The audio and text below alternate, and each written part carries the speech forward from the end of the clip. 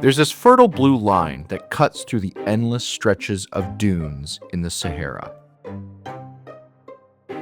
It's given life for generations to those near its banks.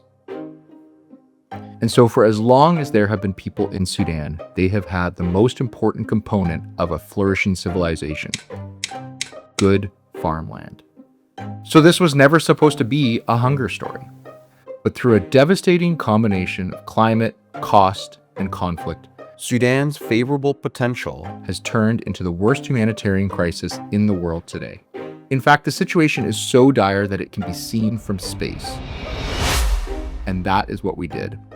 With the help of experts, we conducted a nationwide geospatial analysis comparing satellite imagery from 2023 and 2025, measuring the health of Sudan's vegetation during its peak growing season. We wanted to see just how bad things have gotten here. But first, some background. Here is an illustrated summary of the news. The power of that fertile blue line through Sudan actually grew initially in 1925 when 4,000 kilometers of canals and ditches were built. It turned the land between the rivers into some of the most productive farmland on the continent. Many nearby countries have actually purchased or leased farmland in Sudan in recent years, because Sudan has as much arable land as 10 of its closest Arab countries combined.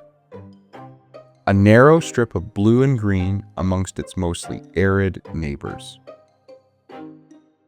I could do a whole history on the canals, but the bottom line is that for the last 50 years, through a combination of political instability, conflicting priorities, the whole system began to decline. But the deterioration of the canals became the least of their problems.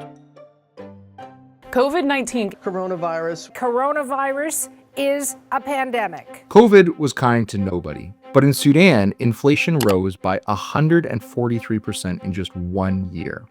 And by 2022, a family needed to work the equivalent of 9 full days just to buy a week's worth of groceries. That math does not math. But as the rest of the world started to pull itself out of COVID, Sudan was pulled into a deeper crisis. In April 2023, fighting erupted in Khartoum between Sudan's National Army and a paramilitary group called the Rapid Support Force, or RSF. More than 15 million people, 1 in 3 Sudanese, have been forced to flee. مشينا مع خالتي مشينا السوق نشتري فياخد ضرب قام الطيران بقى يضرب والهاونات تضرب ويلا قمنا جرينا لمسافة بعيدة تاني لا في رجوع كده عشان أرجع ياهو قمت جيت معاها أنا أمي متوفية وفي أبوي وأخواني ديل خليتهم وياهو لي هسي ما بعرف محلهم وين وما في وسيلة إنه أنا أتكلم معاه. So now we've seen a bit of the situation on the ground. So let's zoom up to see what it's like from space. What the data reveals is staggering. Nearly 39,000 square kilometers of land, an area the size of Switzerland, has been degraded in this country. And that doesn't even account for the 41% of the country that we couldn't analyze because of cloud cover obscuring the satellite imagery. First, here's a map from Al Jazeera that shows how Sudan's agricultural production breaks down. The country is on the edge of the Sahara, of course, and so every acre that can be used is critical. So the brown here is obviously the desert. The yellow-greeny color is the grazing land for cattle and other animals, and the orange is for crops. Now, here's our high-level map. The green here is traditionally where Sudan has been able to grow its own food. This may be from crops or animals, but the bottom line is food could grow in this green area. The red is what has been lost. Here are a few before and after images to get a scale of the destruction.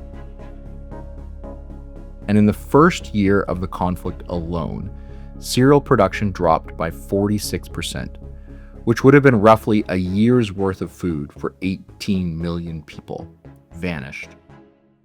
And remember that this data actually compares 2023 to 2025. It doesn't account for any possible destruction in the last 12 months, a year that has included things such as the siege of El Fasher. ما بخلي الأكل الشراب يخش جوا والأكل جوا انتهت ما كتر زي كان في جيران بس كان أم وولد كان بيت أم رضع هناكلهم بس كان نهلهم بس بموية بس ناكلوها نقول. Now, there are three main ways that the conflict specifically destroyed farmland, and when you start to unpack it, you begin to realize how hard it will be to go back to normal. Obviously, there's the intentional destruction of farmland, but then, of course, you have the displacement of people. Farmers that would have normally cared for the land have had to flee and left their fields unattended. And then those with livestock have been forced to flee into other areas with their animals, their only source of income. And then those animals begin eating the land that traditionally held crops in the new areas. na akeba tani asa dola ana azwari kawla nga wariske ndikisi nga warike ndagil wari bagar ko ashara da miskafe asana no futoy lela isa mis dokabe wuri woni zangaye ashara da na lewa amistajar mis dokabe. So in order to return to what it was like before, whole infrastructure has to be rebuilt so that any crops grown have a place to be processed or distributed. But then also, thousands or even millions of farmers have to find their way back safely to where they were before and start over on their land. And of course, that is if they weren't killed in the process. Sudanese people will be reliant on humanitarian assistance for years, or they will starve.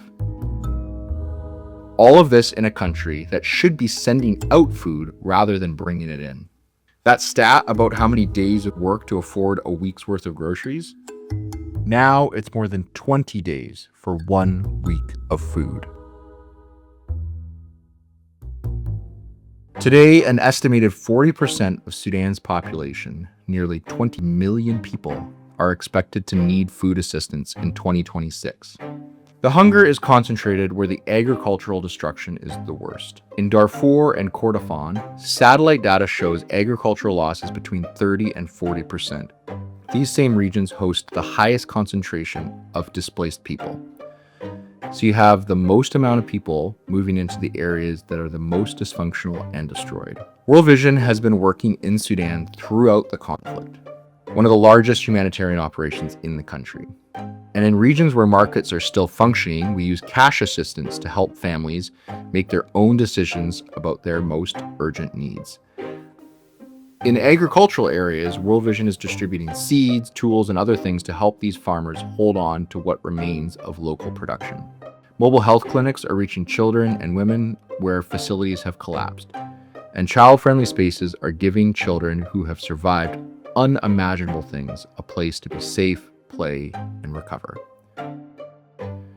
Sudan has never been a simple story of a poor country that cannot feed itself. It's a story of a country with extraordinary agricultural foundations that have been systematically broken by economic collapse, mismanagement, and conflict that has not only killed people but destroyed the land that they depend on for the future.